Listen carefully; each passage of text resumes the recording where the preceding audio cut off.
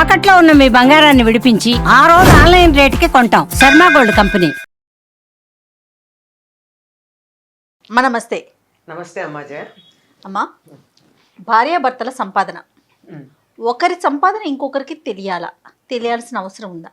తెలియాల్సిన అవసరం ఉందా అంటే పరిస్థితులను బట్టి ఉంటుందమ్మా. సాధారణంగా పూర్వకాలం ఆడవాళ్ళకి ప్రత్యేకంగా ఆస్తి ఎలా ఉండేదంటే స్త్రీధనంగా పుట్టింటి వారు ఇచ్చినది ఉండేది. తర్వాత వాళ్ళకి ఇంకెవరన్నా ఏ సందర్భంలోనే ఇచ్చింది, అత్తగారు కూడా ఇవ్వచ్చు, మామగారు ఇవ్వచ్చు, బంధువులు ఎవరైనా ఇవ్వచ్చు. అది తన సొంత ఆస్తిగా ఉండేది. దాన్ని భర్త వాడేవాడు కాదు, వాడకూడదు కూడా. అది స్త్రీధనం అధమాధమం అని చెప్పారు వాడకానికి. అప్పుడు ఒక్కళ్ళే డబ్బు సంపాదించటం అనే పని ఒకళ్ళు చేసేవారు. అవును, డబ్బు సంపాదిస్తే కుటుంబం నడవదు కదమ్మా, కుటుంబాన్ని నడపాలి కదా. అందుకని సమానంగా ఒకళ్ళు సంపాదించటం, ఒకళ్ళు నడపడం జరిపేవారు. అందువల్ల ఇద్దరూ సమానమైన బాధ్యత వహించినట్టే. అందువల్ల ఆవిడ పట్టించుకునేది కాదు, జరిగేది. కానీ ఈ కాలంలో మనకి ఆడవాళ్ళకు కూడా సంపాదన ఉంది. ఆస్తులతో పాటుగా ఆస్తి ఏదన్నా ఉంటే స్త్రీధనమే. ఇప్పుడు సంపాదన ఉంది. ఒకళ్ళ ఆస్తి ఒకళ్ళకి తెలియాలా అంటే నిజానికి భార్యాభర్తల మధ్య ఏ విషయంలోనూ అరమరికలు ఉండకూడదు గనక సిద్ధాంతం చెప్తున్నానమ్మా, ఆచరణ గురించి కాదు. ఆచరణలో ఎంతమంది దంపతులు ఉన్నారో అన్ని వేరియేషన్స్ ఉంటాయి. సిద్ధాంతం మాత్రం ఒకటే. ఏంటి, ఇద్దరి మధ్య అరమరికలు ఉండకూడదు గనక, ఏమీ దాపరికాలు ఉండకూడదు గనక, తనకి ఆయన జీతం ఏమిటో ఆవిడికి తెలియాలి, ఆవిడ జీతం ఏమిటో ఆయనకి తెలియాలి. కానీ ఎక్కువగా కనపడుతున్నది ఎట్లా ఉందంటే ఆయన సంగతి ఆవిడికి తెలియదు కానీ ఆవిడ జీతం మాత్రం అడుగుతూ ఉంటారు.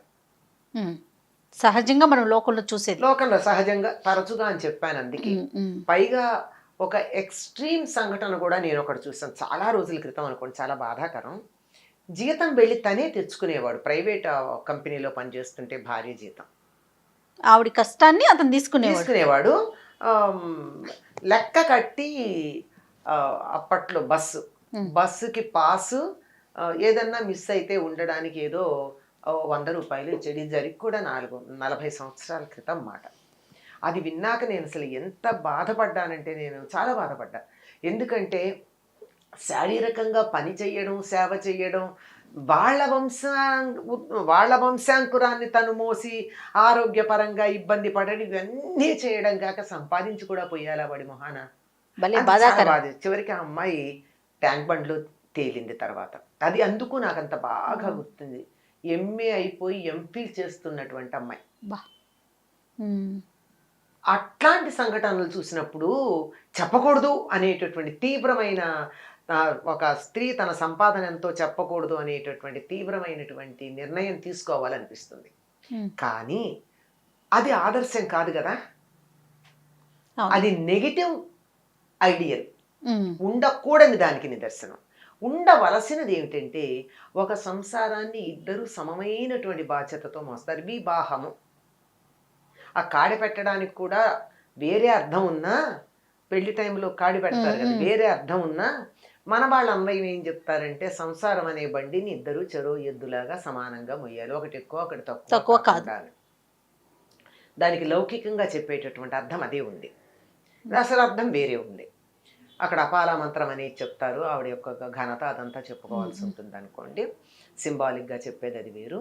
అట్లా సమానంగా మొయ్యాల్సినటువంటి వాళ్ళు అన్ని విషయాల్లోనూ సమంగా ఉంటే ఆయన జీతం ఎంతో ఆవిడికి తెలిసి దాన్ని కూడా ఆవిడ మేనేజ్ చేయగలిగినటువంటి అవకాశం ఉన్నప్పుడు ఈవిడ సంపాదన ఎంతో ఆయనకి తెలియాల్సిన అవసరం ఉంది, లేకపోతే లేదు. ఇది మ్యూచువల్ కదా, అంతే, పరస్పరం. ఒకళ్ళకి సంబంధించింది ఒకళ్ళకి తెలియాల్సిన పని ఉన్నప్పుడు ఆవిడది ఆయనకి తెలియాలి, ఆయనది ఆవిడికి తెలియాలి. అంతేగాని దాచుకునేది లేదు. కుటుంబానికి మాత్రమే వెచ్చించేటట్టయితే, ఎప్పుడైతే సాధారణంగా ఒకప్పుడు ఇట్లా ఉండేది కాదు, ఇప్పుడు కనపడుతోంది అక్కడక్కడ, తన సంపాదన పుట్టింటికే పెట్టడం లాంటివి ఆడపిల్లలు చేస్తున్నారు. అలాగే ఒకప్పుడు చేసేవాడు కాదు ఆడవాళ్ళు, పుట్టింటికి పెట్టడం ఉండేది కదా, అక్కడి నుంచి తెచ్చుకోవడమే ఉండేది. ఈ మగవాళ్ళు ఈ సంపాదన భార్య కూడా సంపాదిస్తోందంటే కుటుంబ బాధ్యత అంతా భార్య మీద వేసి వీళ్ళ సంపాదన ఏమిటో చెప్పకుండా దీన్ని వీళ్ళు విచ్చలవిడిగా ఖర్చు పెట్టుకోవడం జరుగుతుంది. అన్ని రకాలైనటువంటి కార్యక్రమాలకి వాడతారు.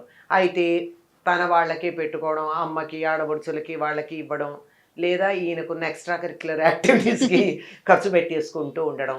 అటువంటి సందర్భంలో ఈవిడ నేను ఖర్చు పెట్టను, ఇద్దరం కలిసే ఇంటి ఖర్చు పెట్టాలి అని చెప్పాల్సిన అవసరం ఉంది. తనకి ఎంత వస్తుందో, తను ఎంత ఖర్చు పెడుతోందో చెప్పాల్సిన పని లేదు. లెక్క ప్రకారం అయితే చెప్పాగా, సిద్ధాంతం వేరు, ఆచరణ వేరు. సిద్ధాంతం అయితే ఒకళ్ళదొకళ్ళకి తెలియాలి. నిజంగానండి మన వివాహ వ్యవస్థలో చెప్పేటటువంటి పద్ధతుల్లో ఇంటికి పెత్తందారు ఆవిడే, ఆయన కాదు. తెచ్చి ఆవిడికి ఇవ్వాలి, ఆవిడ ఎట్టా చెప్తా అట్టా నడవాలి ఇల్లు. ఆయన బయట మహారాజు, ఇంట్లో కాదు. ఇంట్లో ఆవిడ మహారాణి అంతే. ఆవిడ మహారాజు అంటే మహారాజు రాత్రి. ఇది ఇంట్లో వ్యవహారం అంతా తేనెతుట్ట లాంటిది. తేనెతుట్టలో పెత్తనం ఎవరిది? రాణి గది, రాజీ గది కాదు. అవును. ఇల్లు కూడా అంతే. ఆవిడ పెత్తనం మీదే నడవాలి. ఆవిడ పెత్తనం మీద నడిచిన ఇళ్ళే బాగున్నాయనేది రాజ్య వ్యవహారాల దగ్గర నుంచి మనకి తెలుస్తుంది. ఆవిడ మండోదరి చెప్పిన మాట వినక రావణుడు నశించాడు, తార చెప్పిన మాట వినక వాలి నశించాడు, సీత చెప్పిన మాట విన్నాడు రాముడు ఈనాటి దాకా పేరు ప్రఖ్యాతులు పొందాడు. అవునమ్మా కదా. కనుక ఈ సంపాదన దగ్గరికి వచ్చేటప్పటికి భార్యాభర్తలు విడిపోవటం కానీ, కుటుంబాలు విచ్ఛేదం కావటం కానీ, అందులోనూ మరి ఏమనుకోకపోతే ఒక మాట చెప్తాను, ఎవరికన్నా కోపం రావచ్చు, సత్యం మాట్లాడితే కోపం కూడా వస్తుంది. ఈ టీవీ సీరియల్స్లో ఆడవాళ్లే ఎక్కువ